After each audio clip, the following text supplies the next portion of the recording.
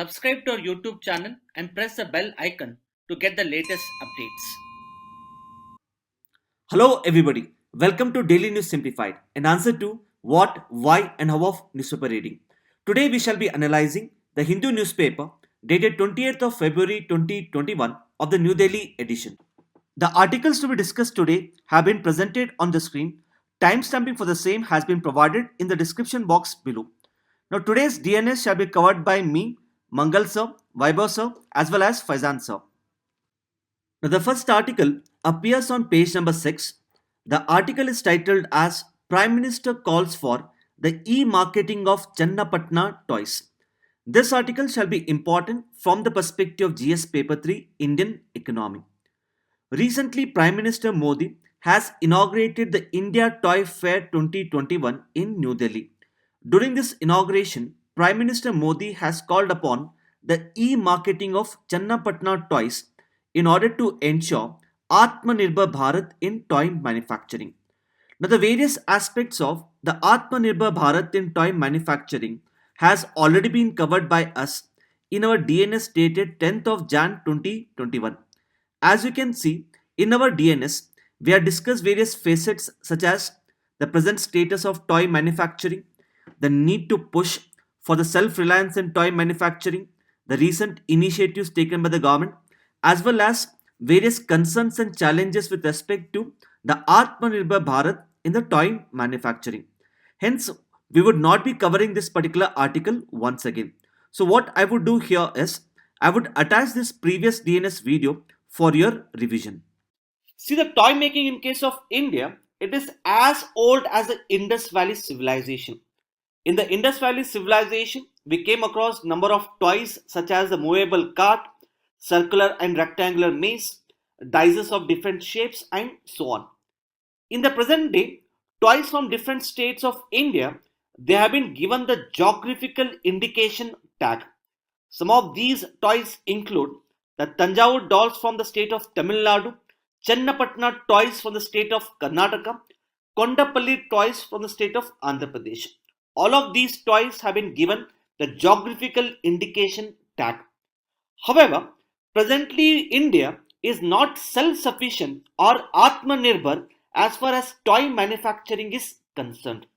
Almost 85% of toys in case of India are basically imported from countries such as China, Sri Lanka, Malaysia, etc. Accordingly, in order to ensure Atmanirbhar in toy manufacturing, recently Prime Minister Modi has called upon the entrepreneurs to focus upon the manufacturing of the indigenous toys in India. Accordingly, this particular article here highlights that India's first integrated manufacturing cluster of toys will be set up in Koppal in the state of Karnataka. So right now we are focusing upon the clusters of the toys industries in order to ensure self-sufficiency in the toy manufacturing. From this particular discussion of ours, you should be in a position to answer this particular mains question for the practice. The question here is, although a step in the right direction, ensuring self-sufficiency in the toy manufacturing is saddled with multifaceted challenges and concerns. Elucidate. So in this regard, what we will do as part of this particular video analysis is we will focus on different dimensions related to ensuring Atmanirbhar Bharat or self-sufficiency in the toy manufacturing. Starting with the present status of the toy manufacturing.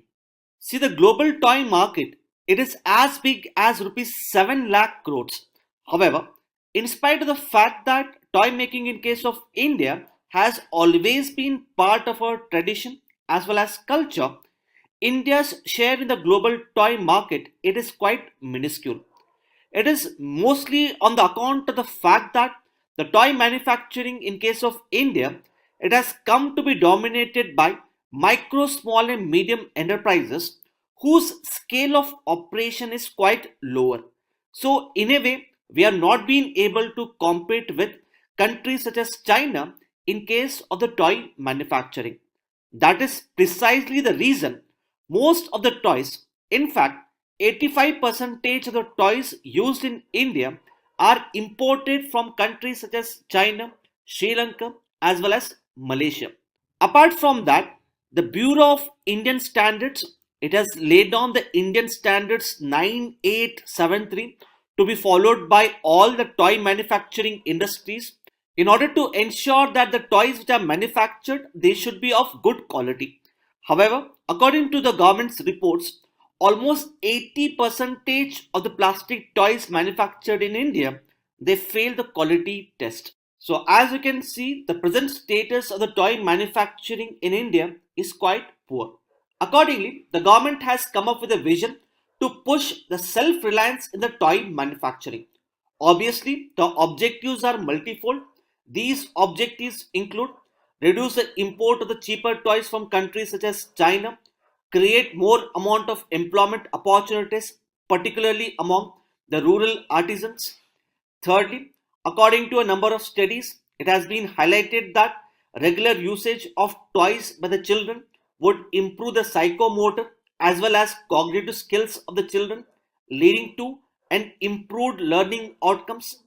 And lastly, since manufacturing of toys has always been part of our tradition as well as culture, by focusing on Atmanirbhar Bharat in toy manufacturing, we would be able to promote our cultural heritage, our cultural values, and thus usher in the spirit of Ek Bharat and Shresh Bharat.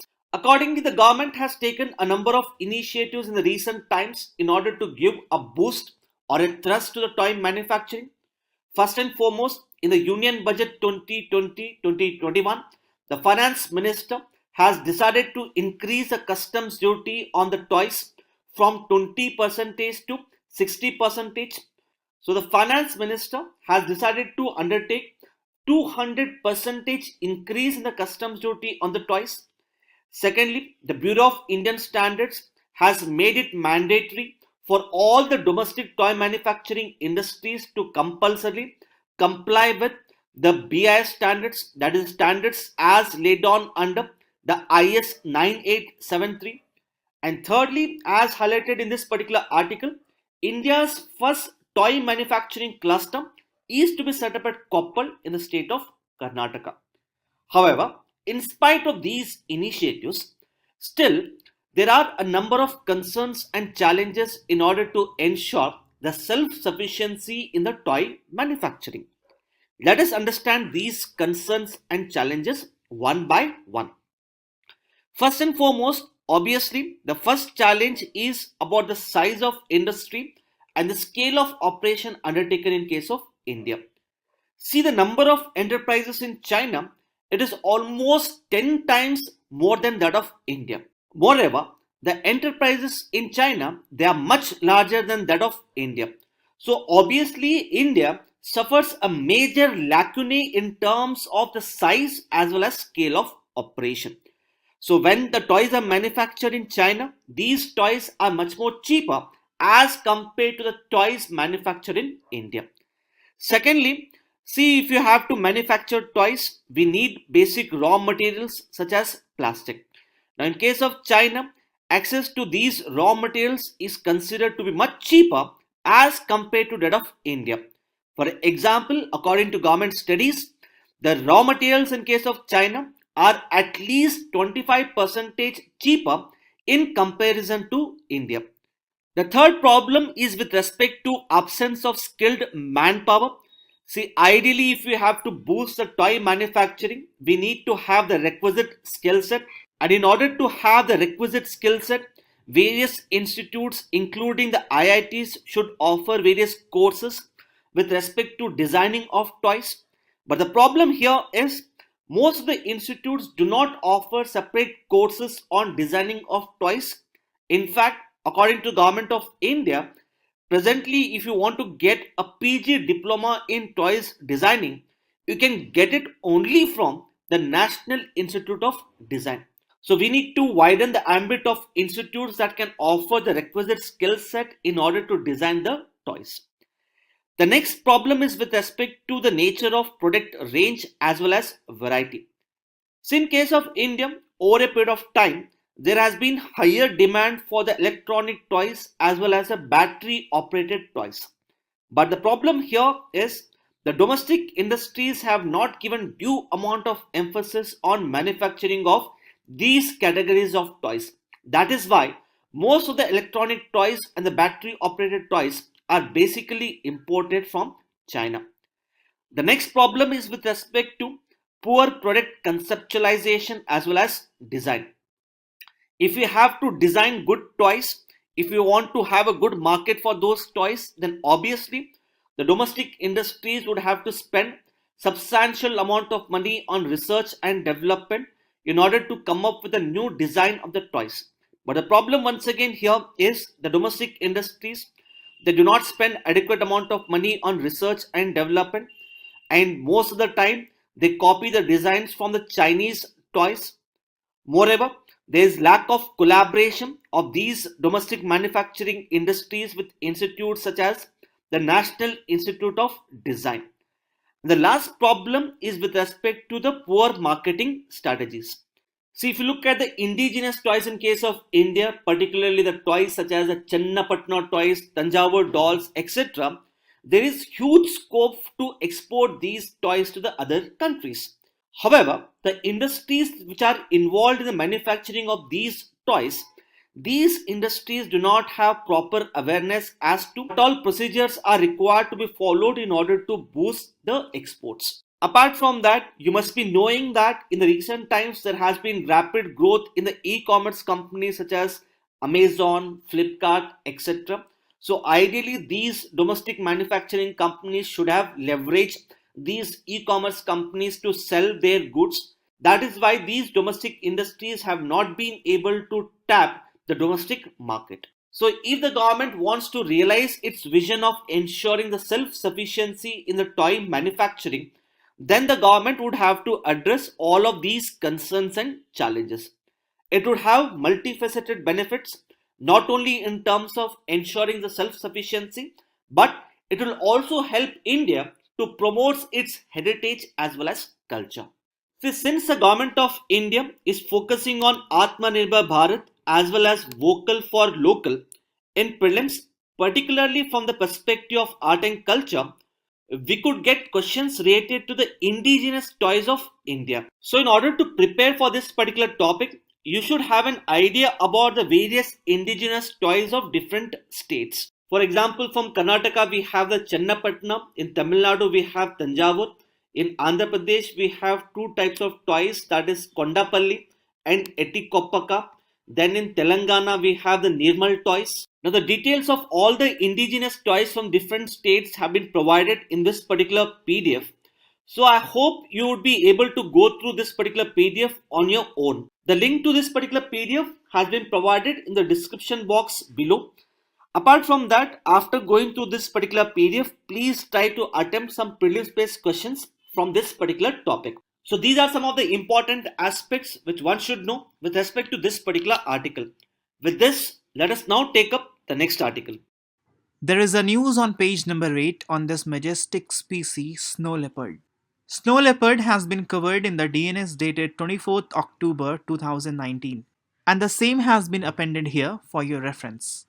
So, regarding snow leopard, you should note that these are native to the mountain ranges of Central and South Asia.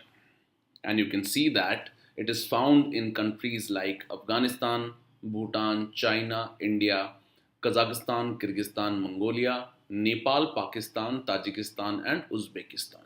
Now, presently, their population varies from 4,000 to 8,500, and recently the snow leopard was sighted and reported from Thembang Community Conserved Area. And this lies outside the protected area of the Namdapha National Park and the Dibang Biosphere Reserve. Now, all these aspects of the snow leopard have been covered in the prelims campus of environment and ecology. And this was mainly in news because of sighting of one snow leopard from the Thembang Community Conserved Area.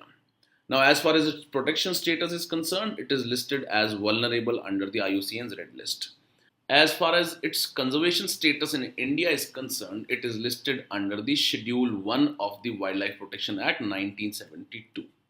Further, there are various global efforts that are being undertaken to conserve this snow leopard.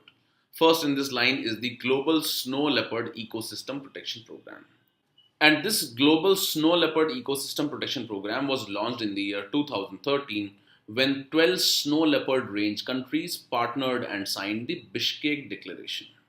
And all these countries agreed to secure at least 20 snow leopard landscapes across their ranges by 2020.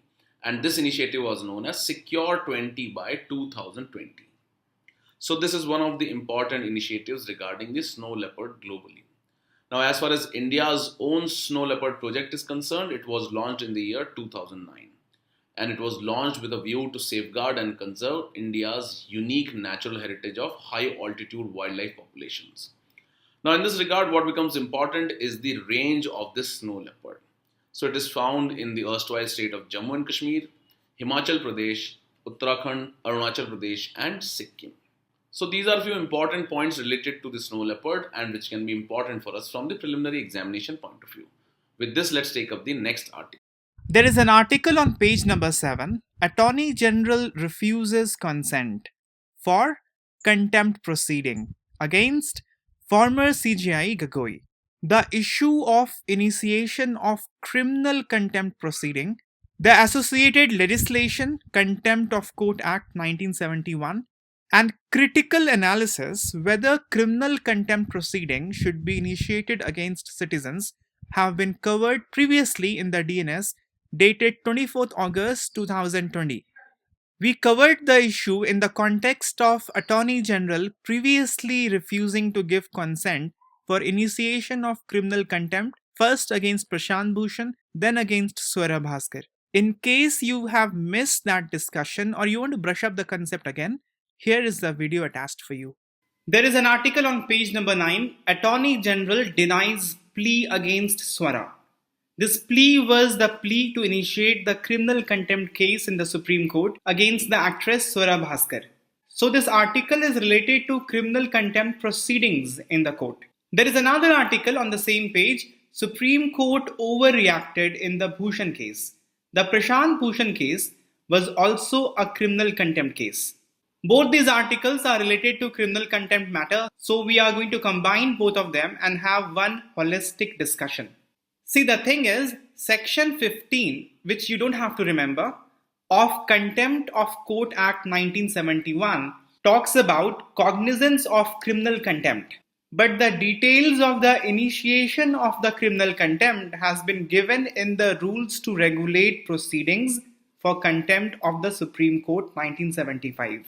And section 3 of this rule lays down the conditions as to when the contempt case can be initiated. It says, in case of contempt other than contempt referred to in Rule 2. In the Rule 2, contempt during the proceeding of the court has been talked about. In such case, the court in which the proceeding was going on, that particular court will have the power to punish the contemptor. But if the contempt has happened outside the court, then in those cases, the contempt proceeding can be initiated in 3 ways. Either the court take the suo motu action, the judges themselves take the cognizance of the issue, or a petition is filed by Attorney General or Solicitor General. Or it can be initiated in a third way. It can be initiated on a petition made by any person. But the only condition is, if the person is trying to initiate a criminal contempt against another person, then he or she needs to have consent in writing from Attorney General of India or the Solicitor General. So, a petitioner wanted to initiate criminal contempt case against the actor Swara Bhaskar. So, for that purpose, she needed the consent in writing of Attorney General or the Solicitor General. So, the news is that Attorney General has declined the plea against Swara Bhaskar. Attorney General has declined to give a written consent. But the petitioner has said that she respectfully disagrees with the opinion of the Attorney General and now she'll be proceeding to Solicitor General because both of them can give the permission. But if the top law officer of the Government of India has declined, it is very less likely that the Solicitor General will give the permission. But by law, there is no such foundation on Solicitor General. He can have a different opinion than Attorney General. Whatever the case would be, we will come to know in the coming days. But before we proceed ahead with the present discussion, it will be worthwhile to understand the difference between civil contempt and criminal contempt. Because we have learned here that if a petitioner wants to initiate a criminal contempt against another person, in that case he or she needs a written permission from Attorney General or Solicitor General. This differentiation of civil contempt or the criminal contempt comes from Contempt of Court Act 1971.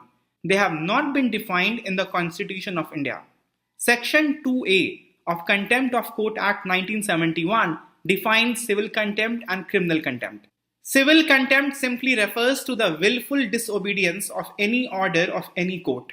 But the criminal contempt includes any action or publication by a person which will scandalize the court, which will present prejudice against any judicial proceeding, or which will interfere with the administration or justice in any other manner. As you can see, the definition is very vague and open-ended. So it will be subjected to the interpretation of the court. And it is very subjective whether a particular action of a person, a statement, or any publication scandalizes the court. Scandalize means to speak falsely or maliciously about any person or institution. It also means to brutalize the moral standing of any institution. Basically, if we say in Hindi, it means lalchan lagana, galat ilzam lagana, कीचड़ उछालना. In that sense, the meaning of this word is taken. But what will scandalize the court, what will not, that is very subjective. But however, now we have understood from where the definition of criminal contempt and the civil contempt comes, and we also have seen their basic definition.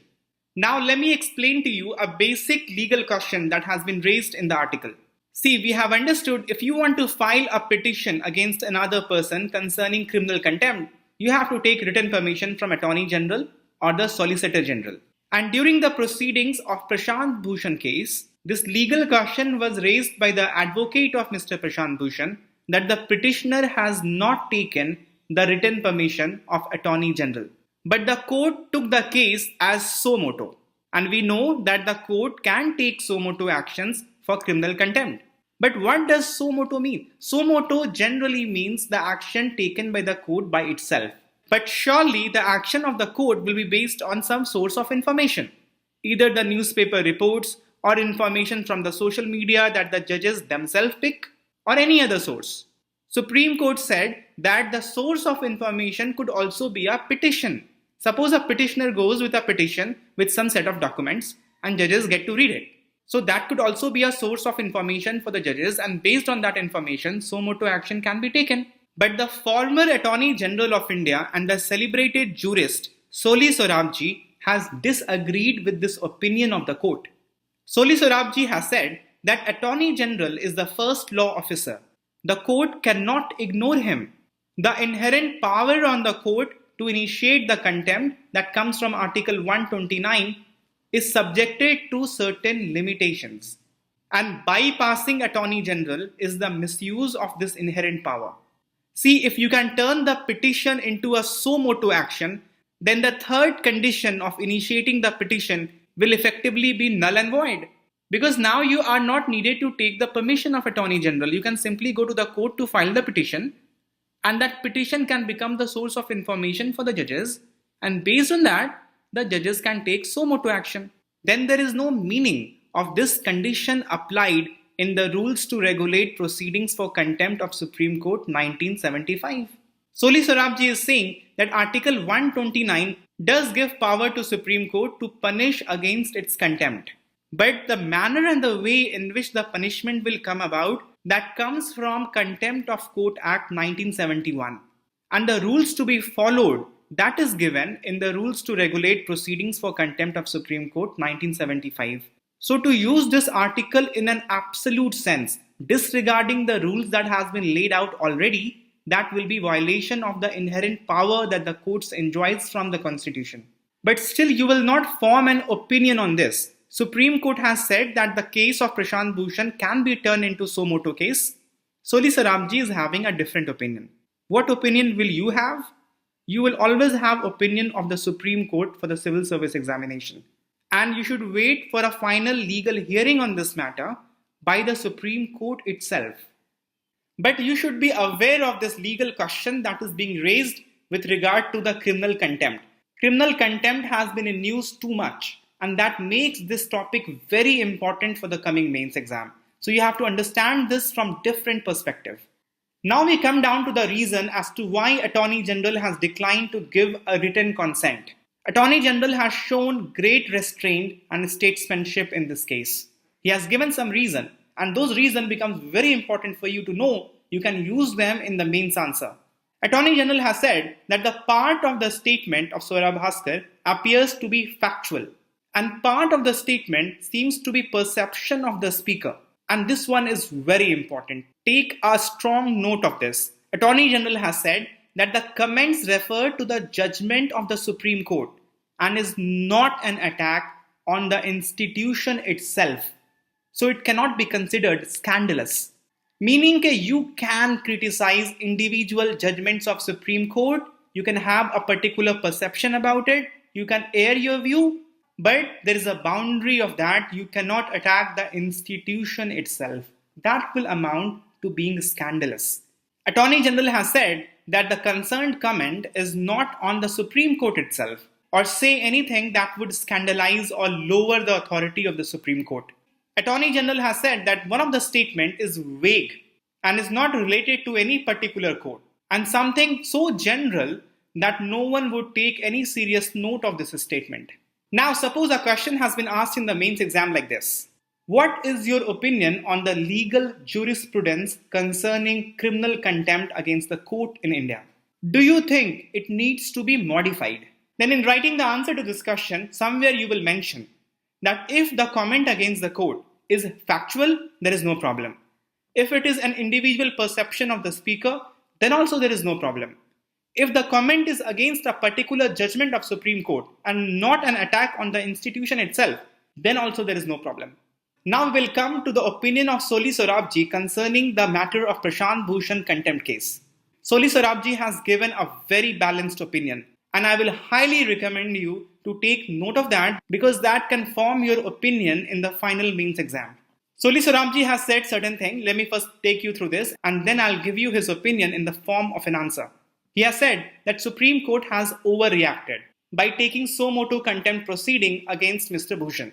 Soli Sorabji is of the opinion that the court could have lectured Prashant Bhushan, could have warned him, but the court should not get serious about punishing him. He says that people have different beliefs. Do you punish people for having some belief which are not of the liking of Supreme Court? Soli Sorabji says a very interesting thing. If Mr. Bhushan is ready to establish the fact of his allegations, then how can you prevent him? He should not be intimidated into silence.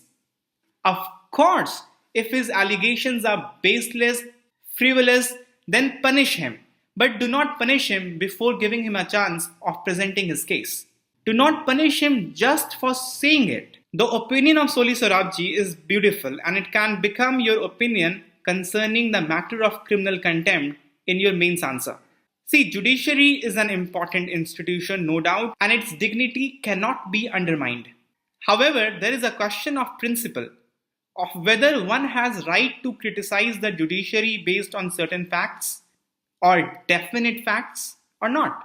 Every citizen has the right of his independent view. If somebody says judges are corrupt, allow him the opportunity to prove his allegation right. Judges are human, they can be corrupt. If he or she is found to be completely scandalous, then punish him or her, but not before that. One cannot be punished without giving a chance to prove his allegation.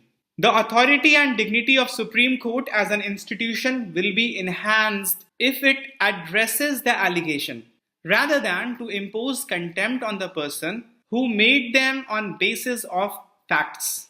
So all in all, a chance to present your case must be given. You must be allowed to prove your allegation.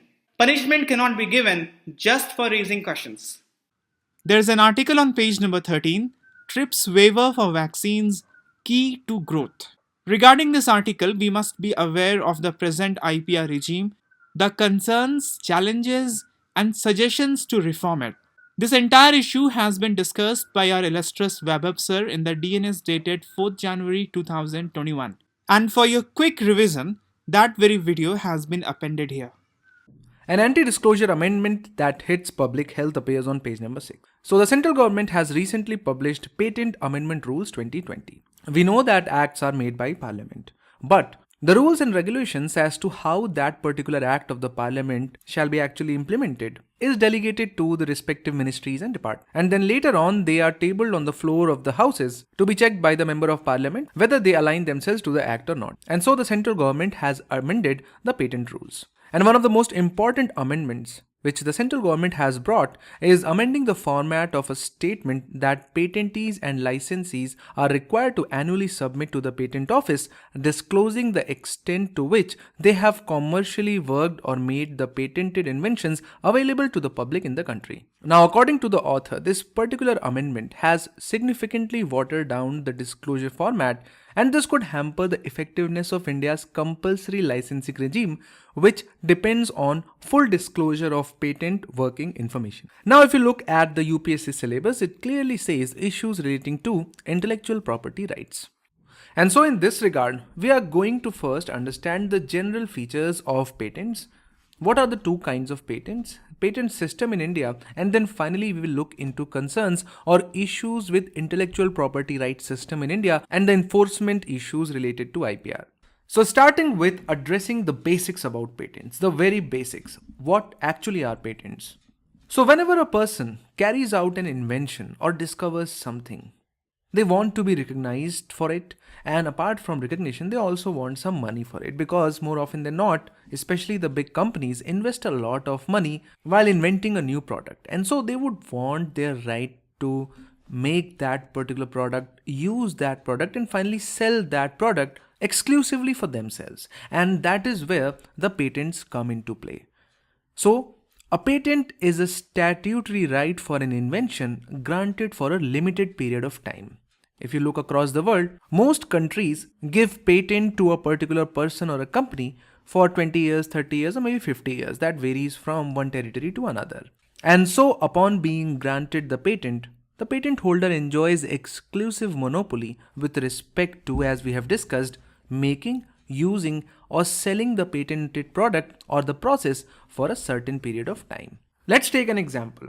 Let's take the example of the world's most used search engine, which is Google. And so, when the Larry Page invented the algorithm for the search which is utilized by the Google, which is known as PageRank, in 1998, it was patented by him, and none of the other search engines can utilize this particular algorithm to make their own search engine. And since this method of searching the web was so unique but also patented by the Google, which has helped Google in maintaining its monopoly in the search arena. Now, if we talk about the global recognition of patents, they are protected under WTO TRIPS, or trade-related aspects of intellectual property rights. Under this agreement, member countries must provide protection to patents for a minimum of 20 years. So if you agree to sign TRIPS, you must amend your internal or domestic laws so as to enable the minimum patent protection of 20 years. And there are other conditions as well. And so, once a patent expires, the innovation enters the public domain, which means anyone can commercially exploit the invention without infringing the patent. And so if a product was invented in 2000 and if the protection for patent is for 20 years, then 2020 is that year in which that particular product and its formula will become available for the public to be exploited commercially, and the inventor will no longer have a monopoly.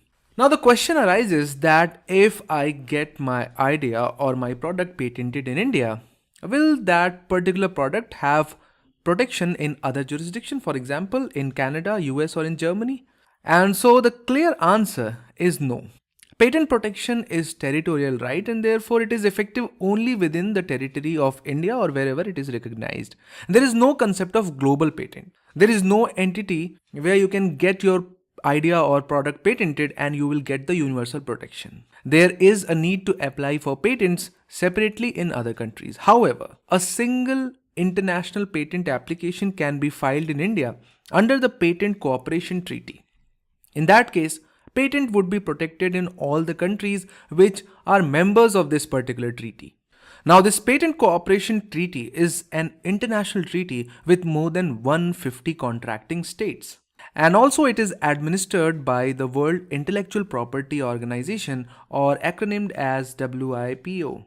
And so the PCT makes it possible to seek patent protection for an invention simultaneously in a large number of countries by filing a single international patent application instead of filing several separate national or regional patent applications.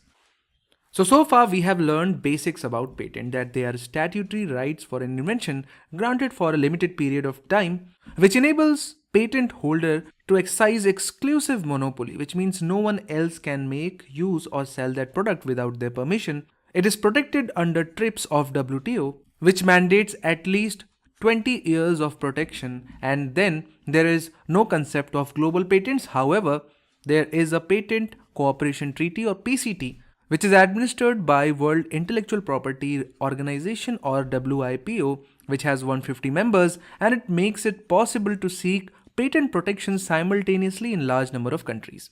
And let us now move on and understand what are the two kinds of patents, mainly product patent and process patent.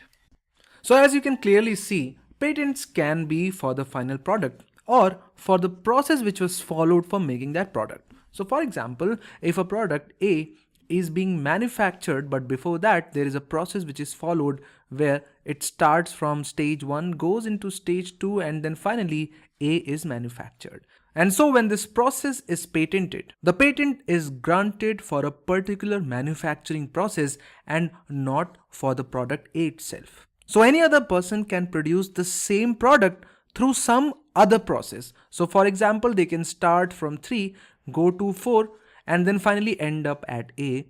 And so it is not the same as this one.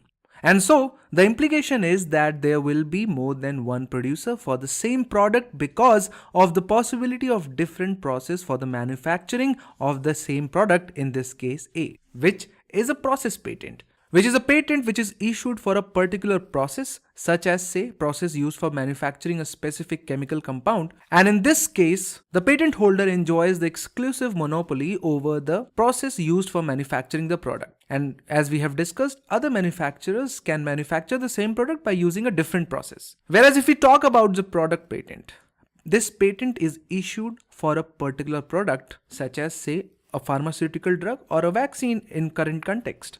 In that case, the patent holder enjoys the exclusive monopoly for manufacture of this patent product. And so, if a country grants product patent, then it becomes difficult to counter the monopoly of that company because it is not legal to produce the same drug. Whereas if a country grants process patent, then the same product can be manufactured by a lot of producers, just the process has to be different. And this particular strict divergence between product and process patent is manifested across the world.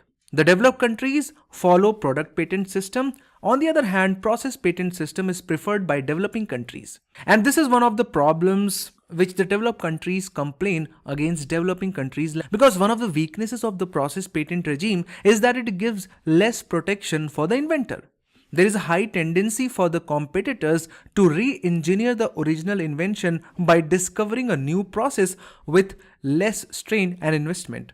But on the contrary, the benefit of the process patent is that ultimately the consumer is the one who benefits because of the competition.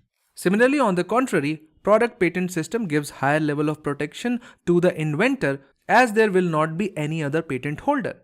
To give you an insight, TRIPS follow the product patent regime, and this is also one of the criticisms of TRIPS and WTO in general, which demonstrates the hegemony of the developed countries in the overall trading rules and their decisions. And this also got reflected in India's patent regime.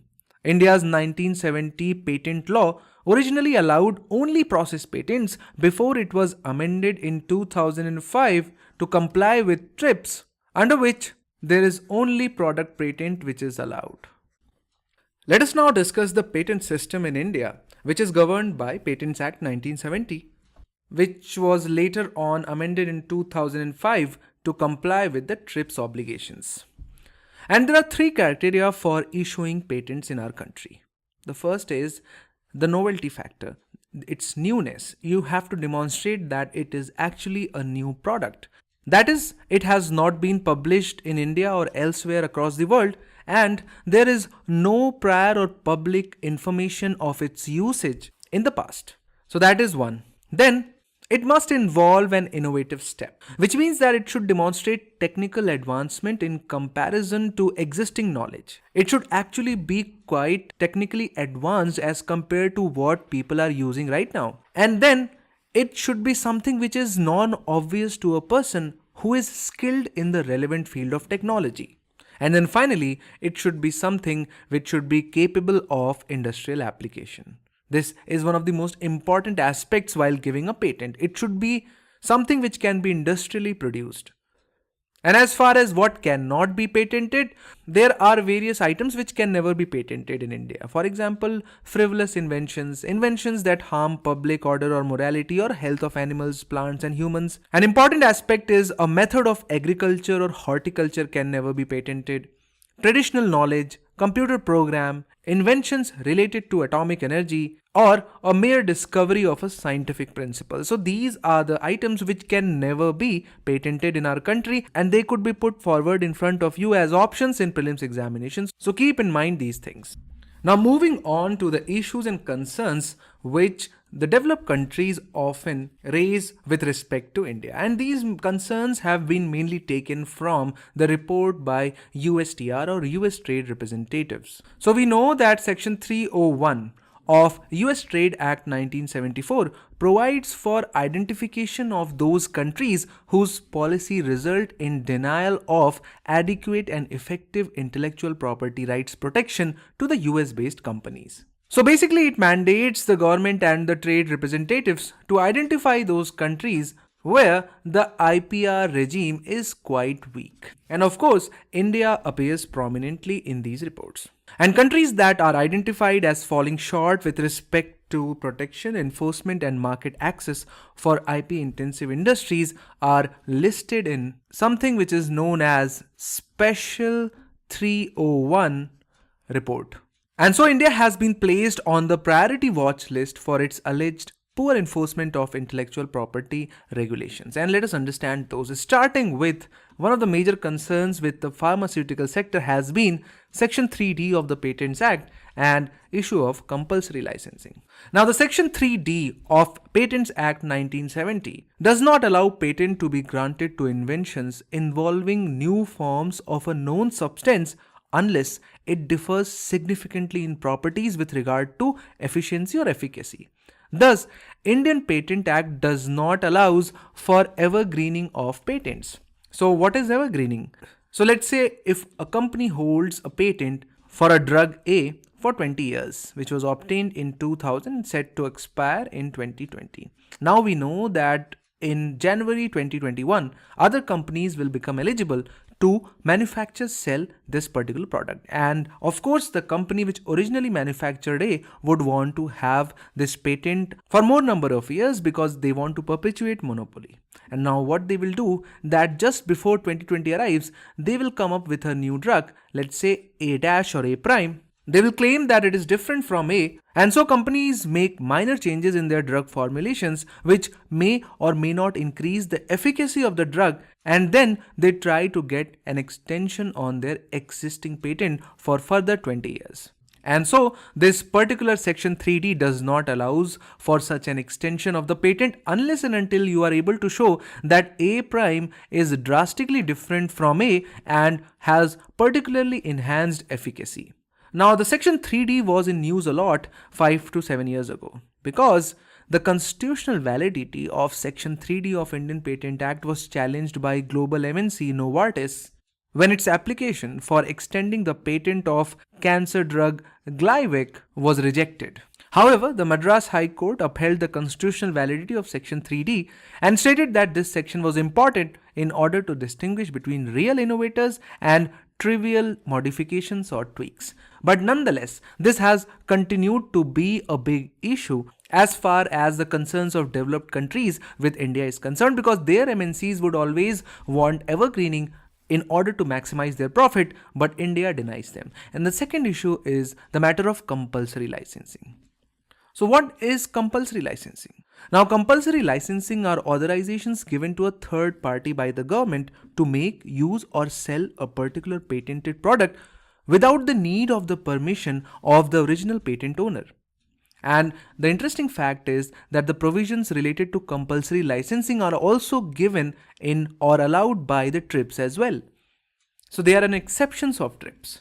However, there are certain prerequisite conditions which need to be fulfilled if the government wants to grant a compulsory license. And just like Glivec Novartis, there is a famous case of 2013 where India exercised the power to give or grant compulsory license, in which the license to manufacture a patent drug Nexavar, which is patented by a company which is known by the name of Bayer, the patent was compulsorily granted to Natco Pharma to manufacture and sell Nexavar in India. Subsequently, the price of Nexavar got reduced to 4% of its original price. And this is the benefit of compulsory license, and also one of the biggest troubles which American and European companies have with India. They complain, or rather fear, that government of India could exercise the power of compulsory license in other expensive drugs as well. USA believes that the compulsory licensing goes against the interest of its pharma companies. And they also fear that following the example of India, other developing countries could also start to follow suit and issue compulsory licenses, as it is allowed by the WTO TRIPS as well. So it will not be a violation of WTO regulation. And so this is one of the reasons why India always prominently appears in Special 301 report. Then there are other issues which are quite genuine, because of which developed countries have problems. We know that there is something which is known as trademark, which in layman's language is a symbol or a visual symbol used by a company on its goods and services to distinguish them from other similar goods or services originating from other companies. And this has been given statutory protection under Trademark Act 1999, also under TRIPS agreement. Now the problem is that when the foreign companies come to India, they have to register their trademarks, and there are excessive delays over there. And India has a very high level of trademark counterfeiting, against which the authorities in our country do not take proper action. Apart from that, the enforcement of other IPR regulations are quite weak in our country, and that is because of two important reasons. India is a key producer and exporter of counterfeit foodstuff, pharmaceutical, perfume, cosmetic, textiles, footwear, and electronics and electrical equipment. A report has put the figure that around 55% of global seizures of fake pharmaceuticals originated in India, making it by far the largest producer of fake pharmaceuticals. The developed countries have raised concerns with respect to judicial delays in disputes related to IPR infringement. A foreign company comes to India, finds that its trademark, hologram, or any other patent has been violated. They file a case, but it gets 10 to 20 years in order to dispose that case, by which the patent has already expired and the profit which was to be made during this period has already over. And then finally, the report has also highlighted that India maintains extremely high customs duty on products which are IP intensive, such as medical devices, pharmaceuticals, information and communication technology products, solar energy equipment, and capital goods. So from the perspective of prelims as well as mains examination, the concept of IPR is a very important one. Although we were not able to cover all kinds of IPR, but the focus was especially on patents. We discussed the general information regarding patents, the kinds of patents, the patent system in India, and finally the general concerns with respect to IPR system in India. So finally, summarizing the arguments given in the editorial, the new rules have amended the format of a statement that patentees and licensees are required to annually submit to the patent office, disclosing the extent to which they have commercially worked or made the patented inventions available to the public in the country. The amendment has significantly weakened the requirement of submitting such information in the disclosure format. And what this would do is that it could hamper the effectiveness of India's compulsory licensing regime, which depends on full disclosure of patent working information. And hence, this in turn could hinder access to vital inventions, including life-saving medicines, thereby impacting the public health. Let's now move on to the next discussion. Now we have come to the end of the session. Answer to yesterday's question of the day and today's question of the day appears on your screen. Please attempt the question, put your answer in the comment section, and do not forget to attempt the DNS quiz on our eLearn platform. Goodbye, take care.